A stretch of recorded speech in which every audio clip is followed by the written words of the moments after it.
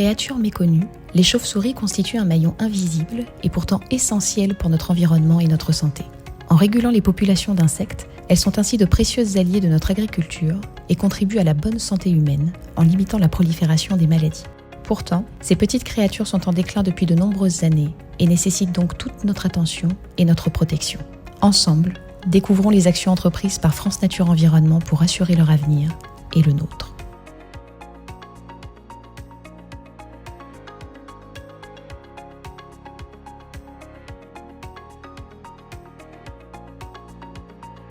L'objectif d'amélioration des connaissances concerne la répartition des espèces, mais aussi évaluer les tendances des populations, notamment en réalisant les comptages des colonies en été et dans les gîtes d'hibernation. D'améliorer les connaissances sur la dynamique des populations, donc étudier les déplacements grâce au marquage individuel. La capture des chauves-souris, elle est réalisée essentiellement sur les colonies estivales, donc souvent dans du bâti, mais ça peut être aussi dans certaines cavités souterraines. La capture, elle est réalisée grâce à ce qu'on appelle une harp trap. Donc c'est un système de fils verticaux que l'on vient placer devant une fenêtre, ou en tout cas devant l'endroit par où les chauves-souris sortent, une fenêtre, une porte. Et du coup les chauves-souris, en voulant sortir le soir pour aller chasser, vont se prendre dans cette banque de fils, glisser le long et tomber dans une poche. Et du coup, nous n'avons plus qu'à aller les cueillir dans la poche avant de les relâcher à proximité de la colonie.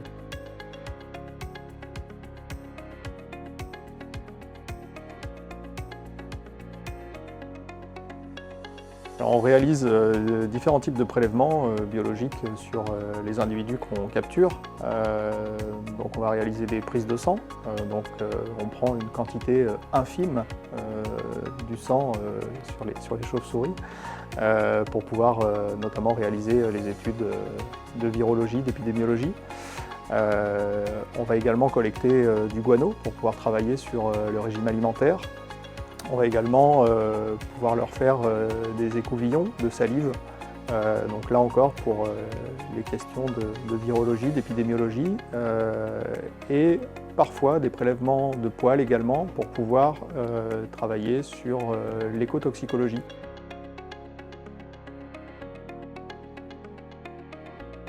Aujourd'hui, le partenariat que l'on a avec l'Institut Pasteur et l'Université de Lyon est axé principalement sur les études virologiques et écotoxicologiques. Plus concrètement, il s'agit de comprendre, de découvrir quels virus sont présents au sein des chauves-souris et de comprendre les mécanismes de fonctionnement de ces virus au sein des populations de chauves-souris et qu'est-ce qui fait qu'elles ne sont pas impactées. Ou impactés différemment. Ces résultats en fait, pourraient nous permettre de faire le lien avec les virus qui peuvent impacter les populations humaines. Voilà, nous sommes aussi des mammifères, tout comme les chauves-souris, mais on est atteint différemment par ces virus. Et l'un des axes principaux est également de mettre en place des actions de conservation, c'est-à-dire de mettre en place des mesures de protection physique et ou réglementaires au niveau des gîtes.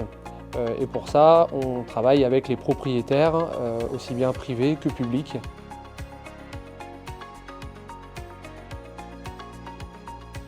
On est très sensible au compte rendu, au rapport de dénombrement. On a appris qu'il y avait 13 espèces de chauves-souris et j'ignorais complètement ce fait-là.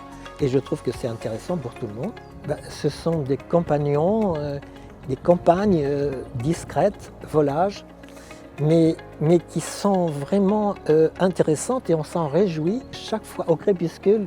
Eh bien, quand on en voit une, c'est l'affaire. Mais je pense que quand on a la chance d'avoir ces grottes-là, qui peuvent servir à héberger des chauves-souris ou d'autres bestioles, c'est un devoir pour nous de pouvoir de faire en sorte d'aider les associations de préservation pour faire ce qu'elles ont à faire.